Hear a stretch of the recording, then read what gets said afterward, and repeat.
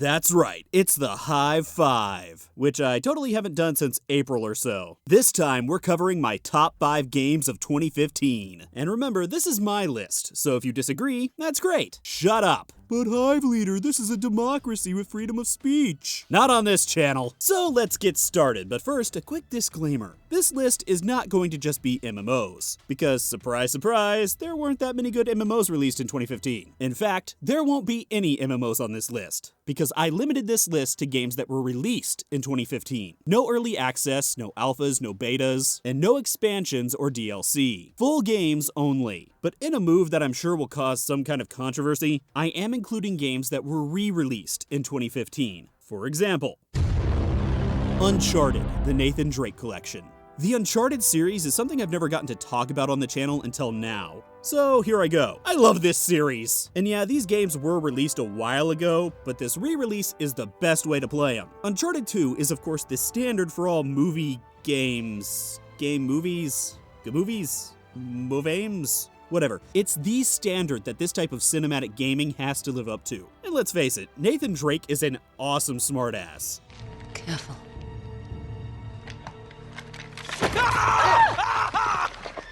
Christ almighty. Just kidding. He's also the closest thing we're gonna get to Indiana Jones since The Last Crusade. You don't count! However, he does have a bit of a flexible moral compass. I just killed 10 men. Are we sure I'm still the good guy?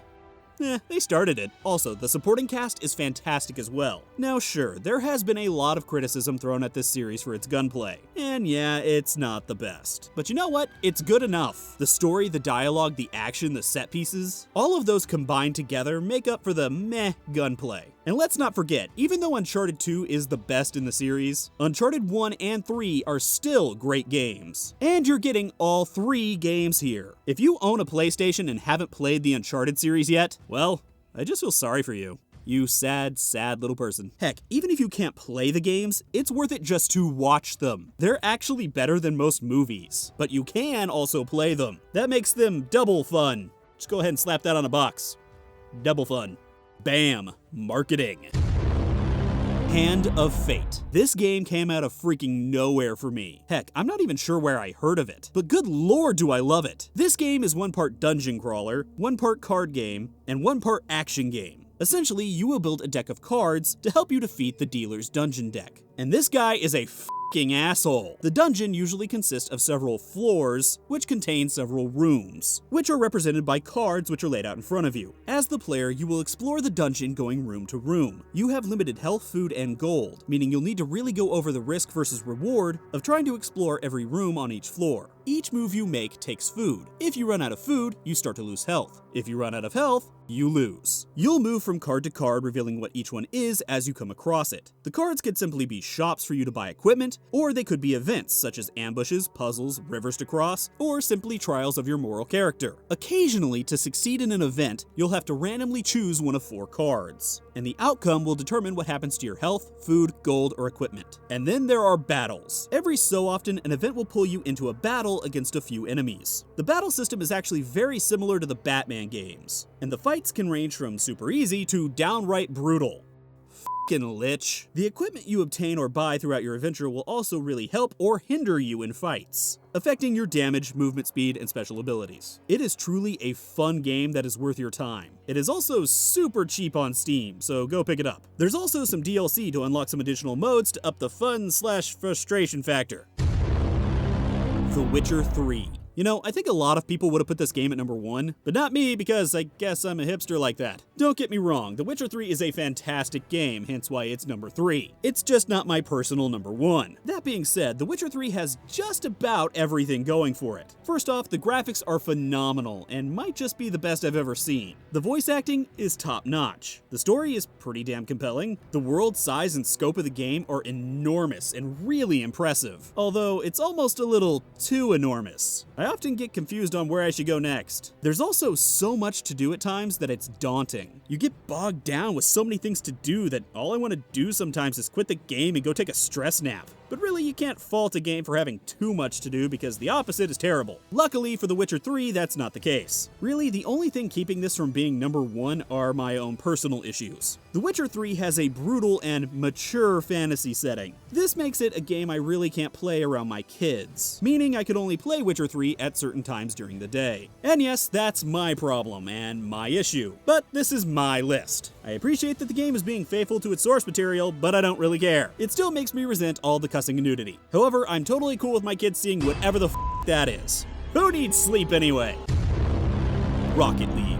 Finally, soccer is popular in America! And to think, all it took were some radical rule changes, fast cars, rockets, and explosions. Basically take everything America, put it into soccer, and bam! Rocket League. Talk about another game that came out of freaking nowhere. I got this game for free from my PlayStation Plus membership one month. I downloaded it and never played it. Then I saw some people raving about it on Twitter, so I decided to give it a go. After I put down the controller from my first play session with Rocket League, I realized it had been 2 months. I hadn't showered, I hadn't eaten, and my wife was looking into ways to legally declare me a vegetable. She also apparently succeeded because I am now a new breed of gourd.